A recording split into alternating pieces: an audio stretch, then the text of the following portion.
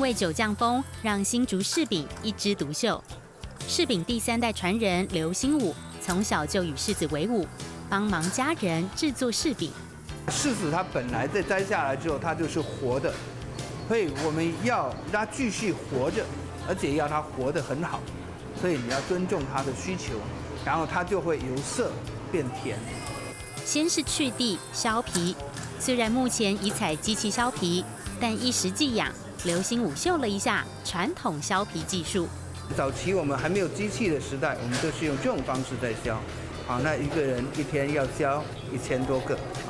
将削好的柿子铺排干燥，运用太阳的热，让柿子继续熟化。新竹的风便是干燥的天然利器。柿子处在一边成熟一边干燥的空间下，它会进行所谓的后熟作用。第4天将变软的柿子以碾压方式快速干燥，促进后熟。再经3天日晒，便完成美味的柿饼。